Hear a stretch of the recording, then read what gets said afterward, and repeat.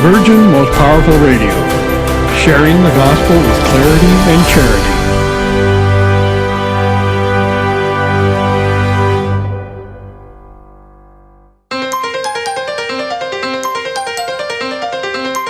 And now, Virgin Most Powerful Radio is pleased to present Hands-On Apologetics with renowned Catholic author and apologist, Gary Michuta.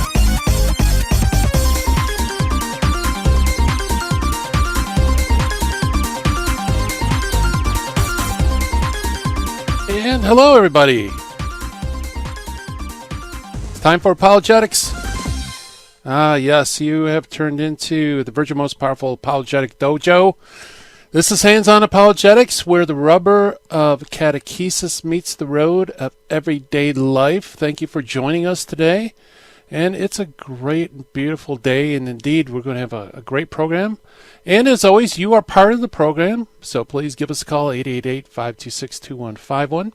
Or you can email your questions at handsonapologetics.com, and that comes straight to the dojo mailbox. And we appreciate your questions. Great questions. I love questions because it always stretches my knowledge of the faith. It always challenges me to learn new things. And so those who are sending emails, I appreciate it. And yes, we will even address some of them on the air. But we'll probably have a day or so. We can do all the emails at once, and that'd be a really, really fun program to do. Got a great show in store for you today.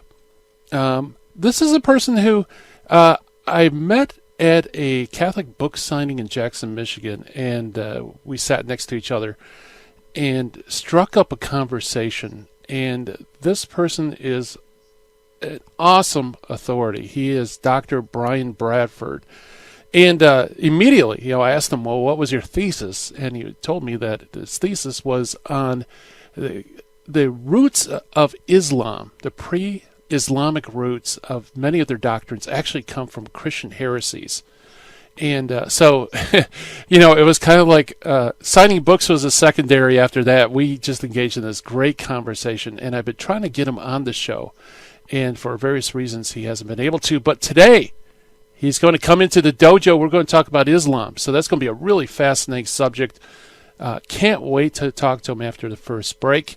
And also, we're going to do our Finding the Fallacy for today. And since it's Friday, as always, we talk about propaganda techniques. Today's propaganda technique will be the glittering generalities. And for the Meet the Early Church Father today, we're going to do St. Augustine. This is St. Augustine Part 2. If you recall the other day, he's just such a great father. There's so much to say about him that I wanted to maybe take another segment, kind of go a little bit more in depth about his background and his writings and so on. And so we're going to do St. Augustine Part 2 today. Should be a fun show. And as always, it's great to have you listen to the show. Thank you so much for listening. And it's time for the shout-outs to those watching live stream on Facebook and YouTube. Hello, everybody. Great to see you. Yes, lots of emojis in the chat room. Love it. All right. Well, and also familiar names. Thank you for coming, folks. And like I said, I can't wait for the program. This is going to be something really interesting. And also, I probably should mention that right after the program, after I turn off the lights here in the Midwest Command Center, I'm going to hop in the car and go to the airport and fly out to sunny California. And I'm going to be in studio next week. So that's going to be fun. So for those watching on live stream, you'll notice that the background will be very different. In fact, I got some very, very interesting guests lined up for you. I'm going to tell you about them at the end of the program, just to give you a little bit of teaser. And so I'll be in studio Monday, Tuesday, Wednesday next week. And then Wednesday evening, 7 o'clock at the historic Sacred Heart Chapel in Covina, California. I'm going to do a talk, and it's going to be, I think, one of the most important talks that I give. It's called Breaking the Bible Barrier, why many Catholic scriptural arguments given to Protestants fall on deaf ears, and how you can make those arguments effective. Because that's what apologetics is. It's really dialogue. It's communicating truth, clearing up misunderstandings, things like that. So I know for a fact in your own experience, if you talk to a non-Catholic about certain Catholic doctrines, you probably had some scriptural passages that you thought was a slam dunk, ultimate convincer argument that is just scripture just blows that position out of the water, and you look at your friend and they just stare at you with a blank face. It has no effect on them. Why is that? Well, I'm going to tell you. Wednesday at Sacred Heart Chapel. The dojo is headed out west. It's going to be a fun talk. And if you live in Southern California, around the Covina area, I'd love to see you. It'd be great to come out. And I'm going to have books and CDs, all my stuff, including I even have one title that's out of print, so you wouldn't be able to get it online. And also, as an additional freebie, I am giving copies, a limited number of copies, of How to Wolf-Proof Your Kids, a practical guide for keeping your kids Catholic. It's filled with lots of examples from real-life encounters that I had, and gives lots of great insight. In fact, a few programs ago, we talked about red flag issues, how you can tell whether a loved one is being pulled out of the church. That's actually from my book. So lots of good practical tips. So hopefully I'll see you. I can't wait to get out there. It'd be nice to get out of the cold and to sunny California where it never rains, right? All right, so let's see. Let's jump into our exercises, shall we, before our first break, our Finding the Fallacy segment. And it's Friday, so we're going to do a propaganda technique. And this propaganda technique is called glittering generalities. Now, in the English language, like all languages, there are certain terms and ideas that are they're just positive. It's hard to speak against certain ideas. For example, positive words like change, moving forward, patriot, hope, freedom, progress. Those are things that I think no one in their right mind would probably say is wrong or intrinsically wrong, right? Because, who would be against moving forward? Who would be against being a patriot? Who would be against hope, right? Or freedom? You won't find very many people who will say, no, I don't want freedom. Okay, so these are positive terms, right? Now, the problem with these positive terms is that it's essentially they're blank slates. People can project their own understanding of the meaning of these words onto those words because they're general. In fact, they're so general, you don't know specifically what's being talked about. For example, change, right? Change, wow, that's a powerful, positive thing. We want change. But change from what to what, right? Or we want to move forward. Well, if you're moving forward towards the edge of a cliff, that's not necessarily a good thing, right? Or a patriot, who defines what is patriotic and what isn't? Or hope. What do you hope? In who do you hope? Freedom. You have freedom to do stuff and you have freedom from things. But let's say if you want freedom from the law, that's not positive, right? So these terms are so, in progress as well, these terms are so general that people can kind of just read into the terms whatever they want. And that's what makes glittering generalities such a powerful propaganda technique. Because you can throw these terms out. I am for this. I'm for that. But, exactly what you mean and what you're going to do is totally hidden under the radar. So people just kind of give their own expectations. They fill in the blanks. So that's glittering generalities. And the way to dispel it, by the way, is just to insist on defining exactly what you mean by those things. Right? So you got to call them on the carpet. If someone says, well, you need to do this because that's moving forward. That's freedom. That's progress. Okay, let's define those terms, shall we? What do you mean? Moving forward towards what? Okay. All right, so that's our propaganda technique. Kind of fun. It's good to know because propaganda techniques are used in advertising. It's used in politics, and it's also occasionally used in religious talks, treaties, apologetics. All right, let's jump to, without further ado, our Meet the Early Father. And our Meet the Early Father is St. Augustine from Hippo. He was born in 354, died in 430. And I I need to give a little bit of a recap of what we said last time. He was born in Numidia in November 13th, 354. His father was a pagan, and Patrick, who was official of the city, who later embraced Christianity shortly before his death in 371. His mother, as many Catholics are familiar with, was Saint Monica. She was a daughter of a Christian family, and she's a model of virtue for absolutely what she was. In 371, at the age of 17, Augustine went to Carthage to pursue more advanced rhetorical studies. And in his pursuits, basically he lived a life of the flesh and eventually had a son who was born of a concubine. And although he was very early on, he was a catechumen, he was going to be baptized, it was postponed. And in 374, he joined a sect called the Manichaeans. The Manichaeans were an odd sect that believed that there was a good God and a bad God. The good God created everything spiritual. The bad God created everything physical. It's a very intricate heretical sect. And so he joined this sect in a way of kind of fleeing from Christ. And until he met this leader, this teacher of Manichaeanism called Faustus, in which he became disillusioned because he realized that Faustus was ignorant and not a very good thinker. So disillusioned with this heresy, he journeyed back to Italy in 383 and obtained a teaching position in rhetoric in Milan. And it was during that time that he was impressed with the preachings of St. Ambrose, and eventually he was ordained a priest and became Bishop of Hippo in North Africa. And many of his writings, he has remarkable writings such as his Confessions, which was an autobiography, which is kind of unique for its time, and also City of God, which is a history, a Christian history, reflection on history. That's our early father, St. Augustine. Stay tuned, everyone.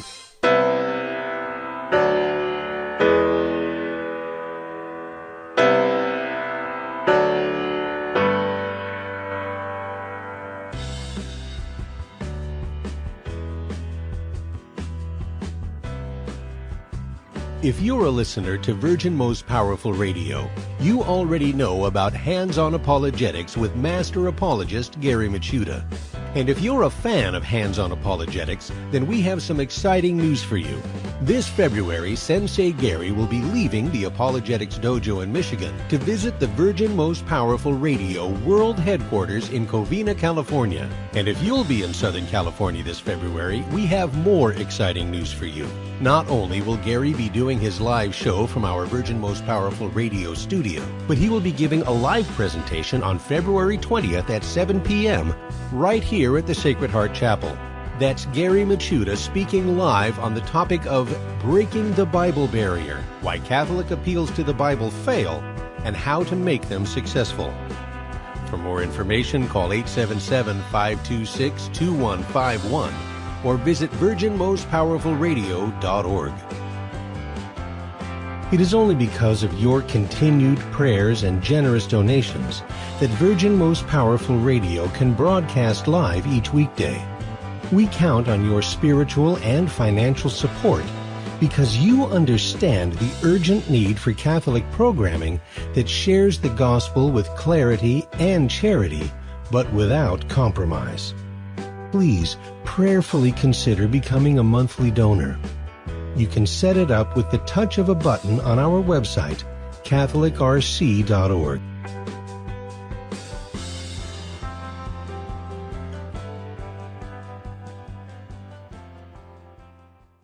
Buying or selling your home or your business property? This is Terry Barber. Real Estate for Life underwrites the Terry and Jesse Show. And they can connect you to one of 900 pro-life real estate agents around the world. And when they receive their referral fee, they will give 80% of it to a pro-life organization. Wow! That's 80%! realestateforlife.org, 877-LIFE-US1. Now, back to Hands-On Apologetics with Gary Machuda. If you'd like to join the conversation, call 888-526-2151. 2151. Here's Gary. And welcome back, everybody. Hands on Apologetics. And just to finish off with St. Augustine, our Meet the Early Church Father for today, I mentioned he wrote an enormous amount of works, sermons. Most of it has come down to us through history, so we have a lot of his writings. And three outstanding works, just because they're so unique, I mentioned earlier, is his Confessions, which is an autobiography, which is quite unique for its time for someone to actually write an autobiography. And of course, if you read the Confessions, it's one of the most powerful spiritual writings around. It's a spiritual introspection about his conversion. Very famous. The second one is City of God. And in City of God, he gives a Christian look at history. So it's the earliest known theology of history. Very good book. I think it's 10 volumes. Very interesting. Lots of information. Finally, I wanted to mention that he also wrote a book called The Retractations, or The Corrections.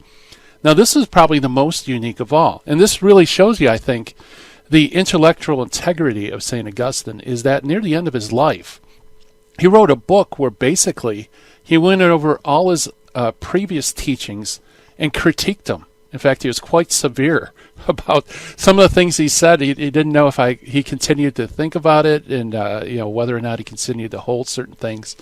But you don't find people writing a book where you critique your own teaching. But he did, and that's why St. Augustine is St. Augustine. That's why he's a doctor of the church. But anyway, without further ado, why don't we go to our guest for today. Our guest is Dr. Brian Bradford. Dr. Bradford received his Ph.D. from Western Michigan University in Early Islamic Studies. He's the author of several books, including Muhammad's Jesus, Qumran Parallels with Non-Biblical Text and Arabian Religion Before Muhammad, and Surah 1 through 35 in chronological order. Dr. Brian Bradford, welcome to Hands on Apologetics. Hi, Gary. How are you today? Oh, I'm doing great. How are you doing? Oh, I'm great. After that heat wave yesterday, it's nice that I know spring's on the horizon somewhere. So, yeah, it felt warm. I think for Michigan, what was it, in the 40s? Yeah, heat wave. Yeah. So, Brian, maybe could you tell us a story? Because I told everybody that we met at a book signing in Jackson, Michigan. And you told me a little bit about how you formulated your doctoral dissertation. Tell us a little bit about it. How did you come up for it? And what was your experience while doing the research and putting together your thesis? Well, it all started back in the summer of 2000 when I was going to Spring Arbor University. I was a little minority because I was at a Free Methodist school, but that's a whole other radio program for that story. But right. It happened, there was a cross-cultural trip called Holy Land Studies. And I said, oh my gosh, I have to go to the Holy Land one time before I die. Mm-hmm. And as luck would have it, just several days before the trip was ready to leave, a spot opened up and I was able to go. And a long story short, when I got to Jerusalem and we unpacked and we stayed at our college, the first night we had a few free hours to walk around the Holy City. Mm-hmm. And I went into the Church of the Holy Sepulchre. I saw Jesus' tomb. And the next morning we went up to the Church of the Ascension and saw the church and the chapel there. And I think we were one of the last groups from, I hate to use this term, but from Western civilization, I think, that were allowed to go into the Dome of the Rock and the Temple Mount and look around. And I noticed the architecture, and I thought, well, wait a minute. This structure was built in the late 700s, and from my recent memory, it looks exactly like the layout of the Church of the Holy Sepulchre and the Church of the Ascension. And I said, okay, well, what else was borrowed then besides architecture? And I tried to be a good Catholic and talk with local Muslims and bring out, my St. Joseph Catholic Edition Bible and try to talk about Jesus. And they said, no, you can't use that. You can only use the Quran to talk about Jesus or anything religious or spiritual for that matter. Mm-hmm. And I said, well, there's 600 years of life between Jesus and Muhammad, so how can there be anything accurate in your holy book? And they looked astonished. How can you say that? He's the final prophet. It's God's only true word. And I asked myself, well, okay, I need to look more at the Quran and see what it actually says. And I thought, there's no eyewitness accounts about Jesus in the Quran, so how can that have anything true about his life? So I finished up my studies there. I started getting more to Quranic studies. And I tell you, when you read a Arabic Quran, there's no footnotes, there's no appendix, there's no nice detailed exegetical footnotes or anything about what you're reading. But when you look at an English translation, they usually have footnotes and index and all these side notes about where these possible origins for some of these verses came. And when I started seeing that every footnote that had to pertain to every verse about Jesus referred to non-biblical books and non-biblical stories and gospels and what have you, I said, well, why aren't more people talking about this? Right. So long story short, Gary, I finished up my PhD after a short 9-year stint. I didn't think it'd take that long, but, like the good book says, God's plans are different than ours most of the time. Right. And my prospectus, when I got, now this is, I'm not saying anything disparaging about Western Michigan. There's always just some people that just don't agree with what you're doing. Now, when I ran into political correctness, I was very surprised because you do what's called a dissertation prospectus. You sit down with your committee. It's even open to the public, and the Director of Graduate Studies shows up. And I told them my title, my chapter-by-chapter proposed outlook, my proposed sources, and what my outcome, my conclusion would probably be. And they all gave me the go-ahead. Oh, this sounds great. It's a great piece of history. This is a good, analytical, historical work. Good luck. But little did I know that 1 year, 2 years, 3, 4, 5 years in, the only feedback I was getting was about grammar. You have too many split infinitives. You have too many hanging participles. I said, well, that's fabulous, but this isn't an English dissertation. This is about history. And I wasn't getting any comments about arguments. They were saying, well, you can't use the term heretic because that's just too offensive. I said, well, to who? These people have been dead for centuries, Yeah, right. And, well, you can't use the term Judeo-Christian because it suggests a right-wing evangelical Christian view. I'm like, well, when I translate the Greek from the term heresis and it comes into English as heretic, or, Judeo-Christianoi, how that comes over as Judeo-Christian, how am I supposed to say it's something else? And they said, just use a footnote and explain what it really means. I said, well, enlighten me. What does it really mean if it's not that term? Right. And it was very difficult because I didn't expect that, from my prospectus when they all agreed. Yeah. And one of my committee members had actually been my master's advisor up at Central Michigan, where I studied comparative Islamic studies, and that didn't seem to be a problem. Mm-hmm. But I didn't expect the political correctness that I encountered. Yeah. And eventually I had 4 people on my committee, and 3 of them ended up just quitting and dropping off. And I said to myself, okay, I didn't expect this to happen after, literally 20 years of college. I didn't expect this to happen. Yeah. So I had to meet with the president of Western Michigan University, the head of graduate studies, and make my case why I should be allowed to continue. Really? And I said, I was just astounded, and I said, do I really have to make the case of why I have to, continue? This is, the modern world. This is a university. This is open discussions and exchange of thoughts and ideas. Yeah. And if these things offend people, forgive me for saying, but that's their problem. It's just historical studies. Right. Yeah, what happened to academic freedom?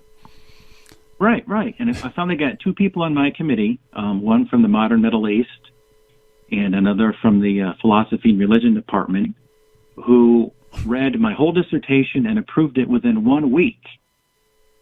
1 week after it took 5 years for these other people not even to read, 1 chapter.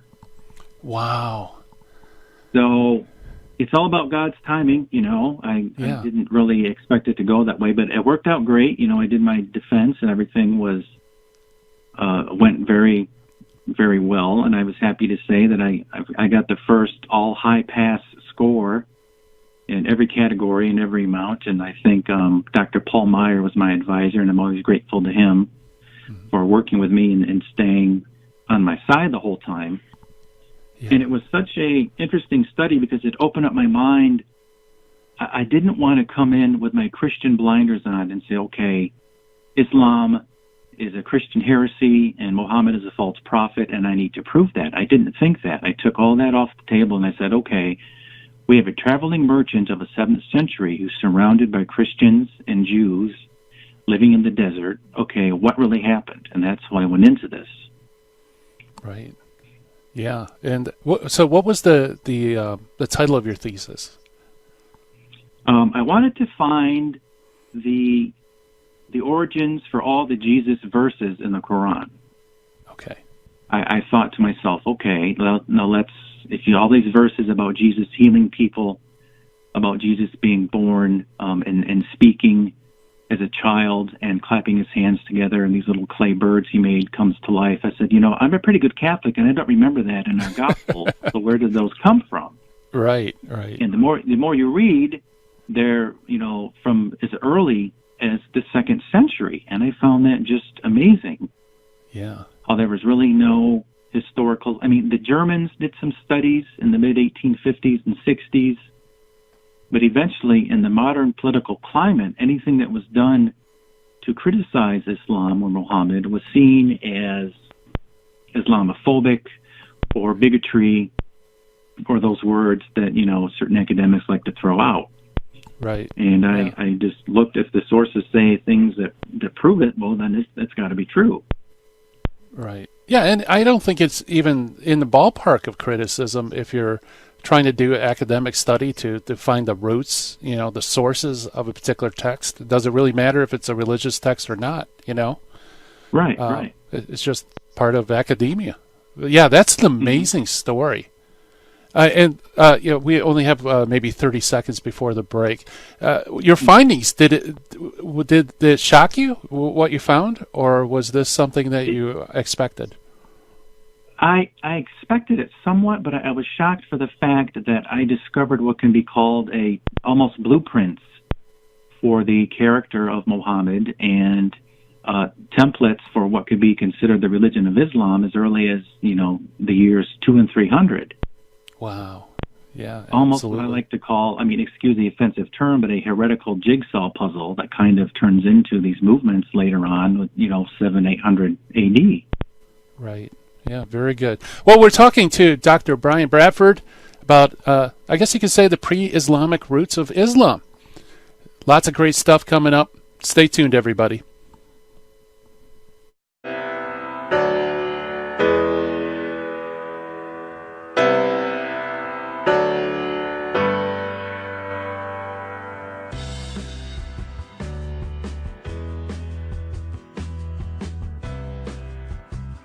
This is Terry Barber inviting you, all the men, to a men's conference June 15th at the Sacred Heart Chapel. This is going to be a day where we're going to talk about true masculinity. There's a problem in the Catholic Church today. We have very few men who love the Catholic faith. And I know a lot of the wives that I'm listening to right now saying, I want my husband to be on fire for the faith. Send him to the men's conference. Your son, send him to the men's conference by going to virginmostpowerfulradio.org or call 877-526-2151. That's June 15th. When your husband comes back from this conference, or your son, they're going to have a different view about their Catholic faith, because they're going to meet 3 men who love Jesus and his bride, the church, and are going to instill in them a love for Christ and his church, the Eucharist, Our Lady. Bring them to virginmostpowerfulradio.org. Sign up there or call 877-526-2151. Full sheen ahead. It is only because of your continued prayers and generous donations that Virgin Most Powerful Radio can broadcast live each weekday. We count on your spiritual and financial support because you understand the urgent need for Catholic programming that shares the gospel with clarity and charity, but without compromise. Please prayerfully consider becoming a monthly donor. You can set it up with the touch of a button on our website, catholicrc.org.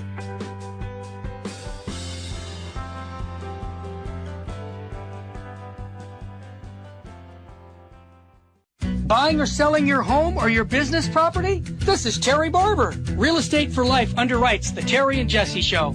And they can connect you to one of 900 pro-life real estate agents around the world. And when they receive their referral fee, they will give 80% of it to a pro-life organization. Wow! That's 80%! realestateforlife.org, 877-LIFE-US1. This is Jesse Romero. You're listening to Hands-On Apologetics with Gary Machuda on Virgin Most Powerful Radio. And welcome back, everybody. We are chatting with Dr. Brian Bradford. Dr. Bradford was just telling us about his doctoral dissertation on, I guess you could say, the Christian roots of Islam in some ways, about how certain beliefs preceded Islam. Yeah, perhaps that's a great way to is that put it. Okay, yeah, that was tough trying to come up with a title for the talk without being confusing. Like the pre-Islamic roots of Islam seems to be a self-contradiction. Right. Yeah, so, well, first, maybe, where should we start with? What was the first thing that you encountered when you started looking into the sources? Well, one thing I noticed when I started to talk to Muslims, starting at my, bachelor's level and master's degree, just various other students or people in the community, if you wanted to talk about anything related to the Bible or religious history in general, you had to start with the Quran and move forward. Because they consider everything before Muhammad something called the Jahiliyyah, which is considered the age of ignorance. Okay. And I said, well, as a historian, I don't really want to do that, so I decided to look at every reference in the ancient texts I could find. I mean, I'm looking at a host of the pre-Nicene fathers, the histories of Eusebius, Socrates of Constantinople, the monastic histories of Syria and Palestine, and looking for every reference to the name Arabia. Because I know that Arabia in the ancient text doesn't refer to the modern, Saudi Arabian dynasty. It refers to modern Jordan or areas east of the Dead Sea, parts of Yemen, and parts of even Egypt at times, depending who was in control. And I wanted to find, okay, who lived in Arabia? What did they teach? What kind of text did they use? And how can we piece that all together to see if that had any influence on the development of Islam? Okay. And I found out, Gary, that reading a lot of these sources, all these groups that were listed as being from Arabia had three things in common when it came to Jesus. Number one, they considered he was not the pre-existent Son of God. Number two, he wasn't crucified because there was a replacement. And number three, he was a really, really good guy, but he was just a unique prophet. And I said, well, wait a minute. If you piece that together, that sounds like Islamic teachings even today. Yeah, I was going to say, I mean, that seems like probably the most distinctive teachings, at least in regards to Jesus. And then I looked through the writings of Origen. Served as a really good, we know Origen died about, the year 250, 253, give or take. Mm-hmm. And he made 3 trips to Arabia to deal with a lot of local theological dissension, because there was the growing idea that denied the preexistence and divinity of Jesus. And Origen went 3 times to debate a local bishop who was trying to promote this idea. Kind of like a pre-Arianism, I guess you could say. Okay. And the group he encountered were called the Alkacites. And they thrived east of the Dead Sea in Arabia. And they're described not as Jews or Christians, but somewhere in between. And I thought that was really interesting. And in the sources, it says that they They set apart parts of the Bible. They borrow from other books. They completely reject the writings of Paul, which the Quran in Islam does. And they produced a certain book which they say fell down from heaven, and whoever heard this book and believed in it would receive a forgiveness of their sins other than the manner than Christ forgave sins. I'm like, whoa, wait a minute. Is this like the earliest quasi-Islamic reference? And it kind of sounded that way, so I looked more into it. And the leader of this group, his name was El-Kasai, according to some of the sources, and he alleged that he had visions and biblical prophets came to him and gave him text or repeated things to him. He started to teach his community that he was the one true prophet. And I said, well, wait another minute, folks. You know, Muhammad is considered the apostle of God, the seal of the prophets, they call him. And the manner in which he received the Quran is very similar to this individual. And when you look at the sources even more, there's a group who exists today called the Sabians, who teach that their founder was named El-Kasai. And this group, Gary, is mentioned in the Quran 3 times as people of the book, and they're commended for their wonderful faith. And I'm like, oh, this means that Muhammad must have knew of this group, or maybe they influenced the writings of the Quran. And when you bring this up to Muslims, now they accept that Muhammad met Jews and Christians because the Muslim sources even tell us that. But the point has to be drawn when you suggest anybody taught Muhammad anything. That's completely blasphemous to say so. Okay. Because everything came to him through Gabriel, and that became the Quran and the structure for Islam.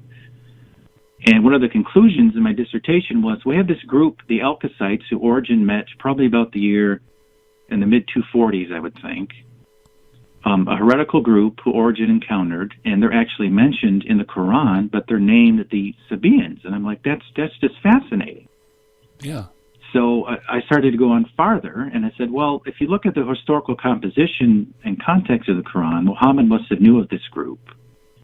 And you start looking, I know you've mentioned our argumentative and cantankerous friend Epiphanius of Salamis before.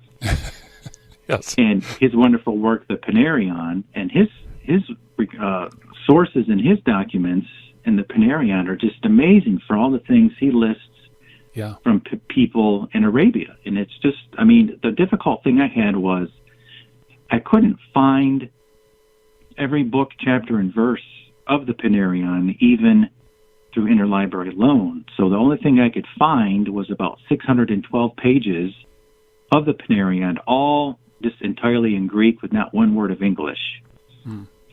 So what I had to do a lot of late nights over the years was stay up and just scan for the words Arabia or heresy or prophet or book or angel and try to piece together a lot of these stories that came together. It almost drove me to drink. Almost. Yeah, for listeners who aren't familiar with Epiphanius, his work is a labyrinth. I mean, even in English, it's hard to follow. So, kudos to you for going through that. So what did you find in Epiphanius? We have about 3 more minutes. Okay. Well, he lists, in all the sectarian groups, he lists their founder, where they're located, their theological outlook, and the text that they used. He talked about the Ebionites living in Arabia, east of the Sea of Galilee. They also rejected Paul's writings. They regarded Jesus as a prophet of truth, but only a man and a prophet. And the Ebionites lived among the Saracens, who were called Ishmaelites. And I found that important because in all the early Christian writings, the term Muslim or Islam is never used. They're called Ishmaelites. And Epiphanius is writing in the mid-late 300s, I think is when he wrote this. And the Ishmaelites practiced some rituals and similar beliefs as the Jews and Christians they lived among. Mm-hmm. And then when he talks about the Gnostics, he talks about different branches, leaders, areas where they lived, more pieces about what I call the template for Muhammad. Now, when I got into problems with Epiphanius, my committee said, well, any mention of these heretical groups by these imperial Christian writers, they're probably literary inventions. And I said, well, wait a minute. You think they made it up? Well, they probably invented these stories of these heretics just to promote their own imperial Christianity and to invent a cause to persecute their religious rivals. I said, that's ridiculous. These are respected sources that have been around for centuries, and I have to use them. So fortunately, I could still using him. I could use Epiphanius. There's one individual, his name was Cerinthus, and he lived about the year 100. He emphasized Jesus' humanity. He says that Jesus only performed the miracles because God allowed it.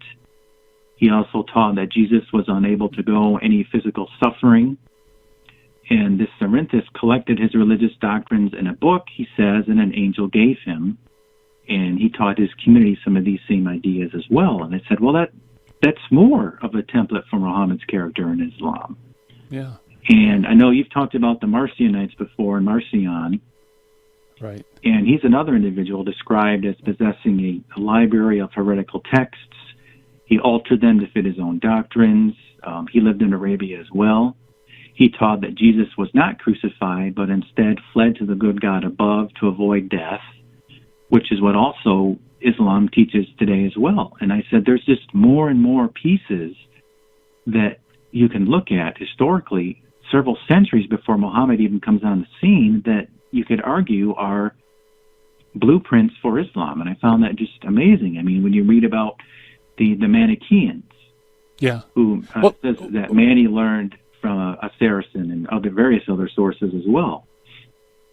Yeah. Oh, before the break comes up, now I can see it's interesting that the first group was mentioned in the Quran, so you can see a causal link. You know, it's not just similarities, but there's acknowledgement of that. And then the Ishmaelites, you know, there's a possible link there. With Cerinthus, is there any kind of recognition in the Quran of this group, or what's the connection, if there is any? I think the connection with Cerinthus is that he taught that Jesus couldn't die, he couldn't go any physical suffering was not allowed, and he had an angel come and give him books as well. And he also focused on the physical and sexual pleasures and passions of the here and now, which people could argue would be the polygamy in Muhammad's life, or maybe the idea of the Islamic heaven as well. Wow. Yeah. And there's just, like I said before, there's like a jigsaw of different heretical pieces that seem to formulate what turned into Islam. Now remember, Muhammad dies about the year 630, but the first writings about him don't come until about 2.5 centuries later. Right. So there was a lot of time for authors to cut and paste, shall we say, some of the ideas that were floating around already. Interesting. Well, hey, let's put some of the pieces together after this break. We're talking with Dr. Brian Bradford about pre-Islamic roots of Islam. Fascinating discussion. Stay tuned, everybody.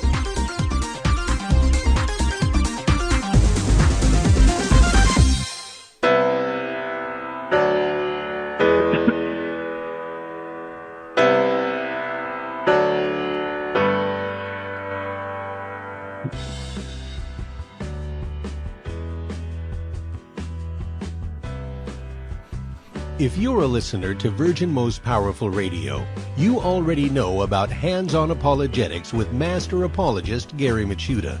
And if you're a fan of Hands-On Apologetics, then we have some exciting news for you. This February, Sensei Gary will be leaving the Apologetics Dojo in Michigan to visit the Virgin Most Powerful Radio World Headquarters in Covina, California. And if you'll be in Southern California this February, we have more exciting news for you. Not only will Gary be doing his live show from our Virgin Most Powerful Radio studio, but he will be giving a live presentation on February 20th at 7 p.m. right here at the Sacred Heart Chapel. That's Gary Machuda speaking live on the topic of Breaking the Bible Barrier, Why Catholic Appeals to the Bible Fail, and How to Make Them Successful. For more information, call 877-526-2151 or visit virginmostpowerfulradio.org. It is only because of your continued prayers and generous donations that Virgin Most Powerful Radio can broadcast live each weekday. We count on your spiritual and financial support because you understand the urgent need for Catholic programming that shares the gospel with clarity and charity, but without compromise. Please prayerfully consider becoming a monthly donor. You can set it up with the touch of a button on our website, catholicrc.org.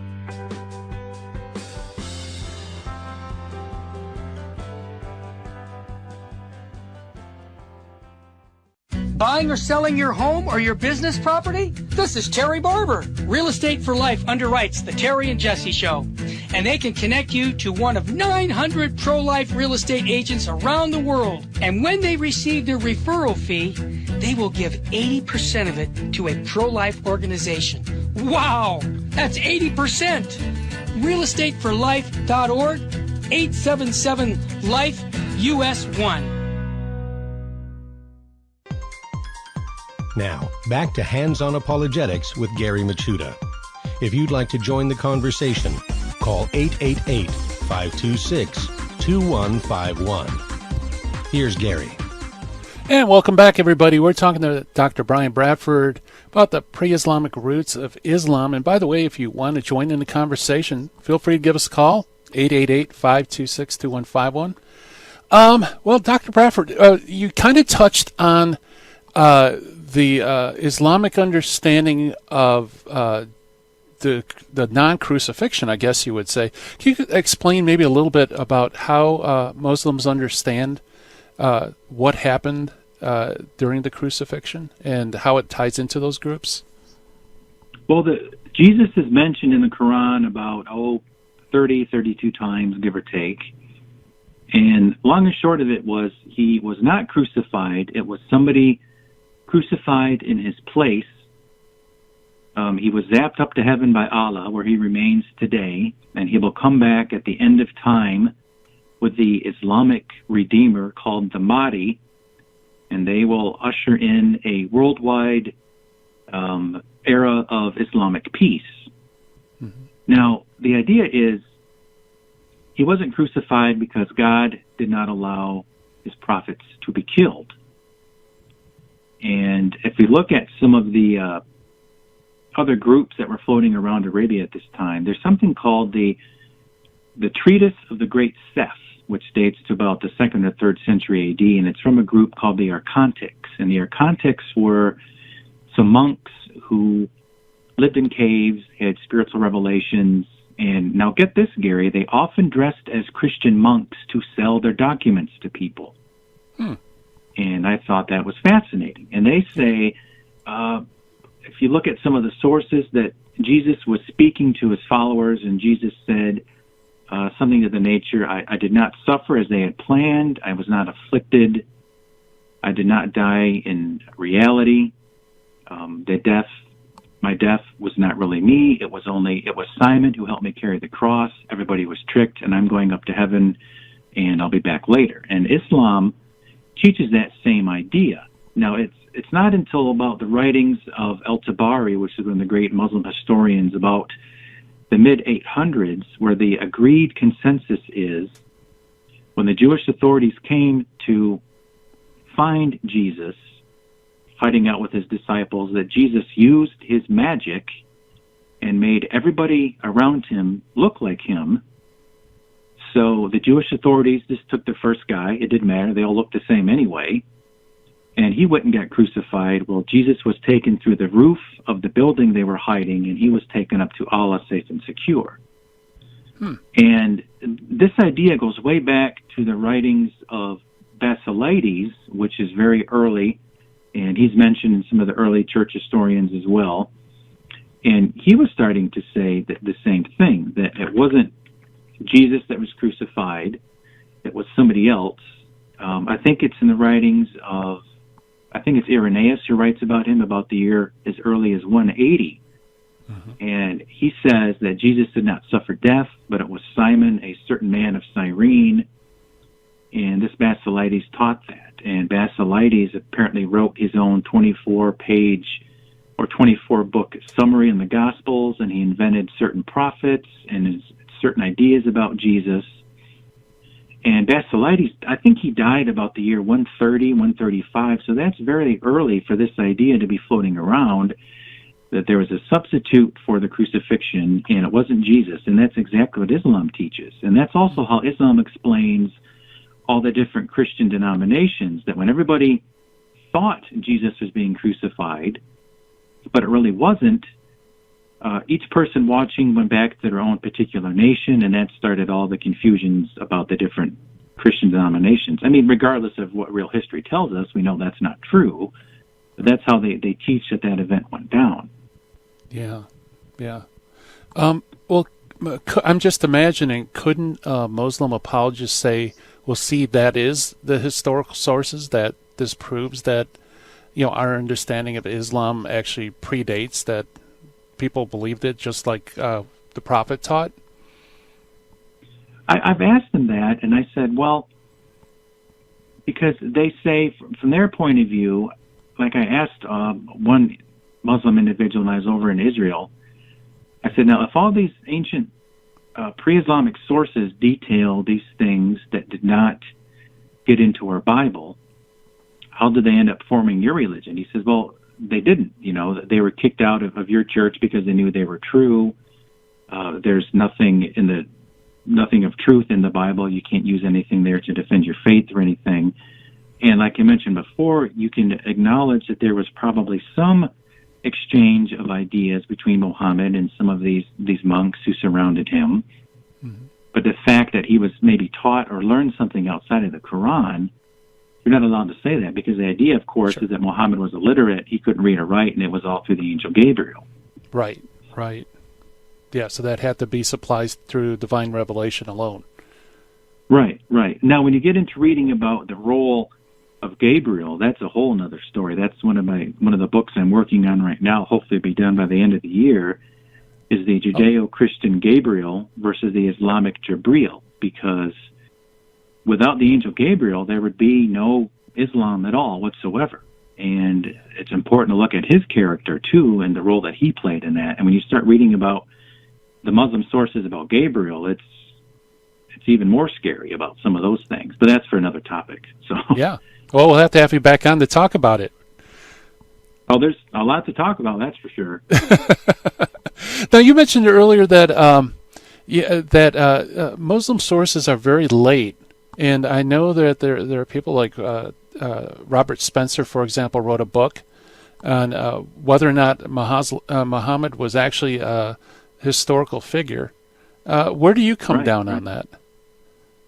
Well, I thought about that for a while. Was he just made up? Was he invented? Because when you look at the history of Islamic historiography, the first real histories in Islam don't come along until the mid-800s, about the year 900. And that's a long time after Muhammad died to come up with these stories. And one thing you look at, a lot of people don't realize, is that the people who wrote these stories for the Caliph, for the Islamic dynasty, they were Christians and Jews who were hired, who knew the history behind hagiographical or holy writing texts and wanted to paint a huge historical narrative about Muhammad. And I always wondered, well, how much is original and how much was put together by these historians who, for lack of a better term, were forced to write a lot of these histories? And I think Muhammad did exist, but I'm going to go out on a limb and I say that maybe he may have been some type of monk. Or I don't, if we want to use that term monk, maybe he's some type of ascetic, maybe, who lived in a cave. Because when you read the Islamic biography about Muhammad, he used to live in a cave and pray in seclusion. And he was a type of theist who lived as a hermit and sought God, sought the divine in some type of prayer. And when you read the history of the monks of Palestine and Syria, when Christian monasticism starts, roughly, the mid-300s, there is centuries and centuries of a relationship between these Catholic monks and these Arab communities. I mean, they would come to these monks and seek healings and forgiveness, and wanted them to help work magic to get rid of the desert demons that they thought, the genies and the jinns who lived in the desert. So they had a very superstitious relationship with all these monks. And being a traveling merchant, I think Muhammad saw that, he knew that, he understood that, and he wanted to maybe have that power and have that particular role as well. Yeah, yeah. Wasn't there, I don't remember, but wasn't there a Christian monk who befriended him, or there was a particular individual, but I can't remember his name. Oh, the Bahira. Bahira, yes. Yeah, what can you tell us about him? No. The Christian sources say, well, he was an Aryan, but he was kicked out of the Aryans. He was a heretic. He taught Muhammad everything he knew, and that's how we explain it. And the sources that mention that by Christian monks and Christian writers come before the Islamic history, and the Islamic historians say, well, yeah, he knew this monk, but this monk really recognized him as the true prophet, the bringer of this religion, and he left the church to pursue Muhammad because he was more true. So you ask yourself, well, which side is telling the true story? And I look beyond that and I say, well, they both acknowledge Muhammad met a monk. But you have to go from there and figure out how much he was taught and how much he was learned. And then you find out that Muhammad's first wife had a cousin who was a priest, a Catholic priest who knew biblical languages and taught him things. And there's just so much. You get into the sources deeper and deeper and deeper. You start to see the character of Muhammad is based on somebody hundreds and hundreds of years earlier, I think. Mm-hmm. Not to say that he didn't exist, but a lot of the characteristics are based on people who lived before him. Right. Yeah. Yeah, very good. So he wasn't living in isolation, not influenced by the outside world. There definitely were influences. Right. Especially there's an individual, I don't know how much time we have, but there's another group, the Anchorites, who were a group. There was a certain man named Peter who was one of these anchorites, which is a fancy word that just means to retreat and go live away from society. Mm-hmm. This Peter traveled to Arabia. He spent most of his time in a cave where he collected books. He either wrote or he bought them. He traded with people. He would often talk to monks, and they would teach him things, and he would dress as a monk. And this group believed that prophets could not be killed. In moments of great distress, they would go up to heaven and come back 3 days later. And they are context sect. And Peter, I think, stand out to me as like a template for Muhammad, I think, among the others we've already discussed, too. Yeah. Very interesting. Well, hey, thank you for coming on Hands On Apologetics. We appreciate it. Great, thank you. I love it, Gary. It's glad to be on, and if you want me back, I'm ready to be there anytime you want me. Well, we'll love to have you back. All right. Thank you so much. That was Dr. Brian Bradford and the Pre-Islamic Roots of Islam. And, of course, as I said, I'm flying out to California today. We're going to be doing shows next week. Monday, John DeRosa, the classical theist, comes on. We're going to talk about answering atheistic slogans. Tuesday, special guest. Do you want to know how to share your faith with anyone? We're going to talk to Terry Barber in studio for Hands On Apologetics. And Wednesday, the one, the only, Matt Arnold is coming into the dojo. Going to talk a little bit about his book, Confessions of a Traditional Catholic. And also, I want to tap into his expertise as a magician. And we're going to see how certain techniques that magicians use to deceive people, how that applies to apologetics and dispelling deceptions. So it's going to be a lot of fun. Can't wait to see you there. And again, I'm going to be talking on February 20th at Sacred Heart Chapel. 7 o'clock. Love to see you. Now, the 1-2 punch on Catholic media, the dynamic duo Talk Radio. The Terry and Jesse Show is coming up next. It's time for me to turn off the dojo lights. And I will see you in California next week. God bless. Take care. In the 1990s, I lived and worked in Hollywood. But when my wife Betty's mom took ill, we relocated to Orange County. And it was during this time in our lives that I converted to Catholicism. Once my eyes were opened to the truth, I couldn't learn enough about the faith. But I had less free time than ever, especially with a long commute. That's when I discovered the real value of Catholic audio. Listening to cassette tapes transformed my daily commute into a miniature retreat. And that's the beauty of Virgin Most Powerful Radio today. Since the podcasts are archived, You can listen anytime on our smartphone app. I know how listening to Catholic audio can bring you closer to Christ and His Church. So I encourage you to visit the App Store or go to vmpr.org and download the app today. It just might change your life. I'm Matthew Arnold for Virgin Most Powerful Radio.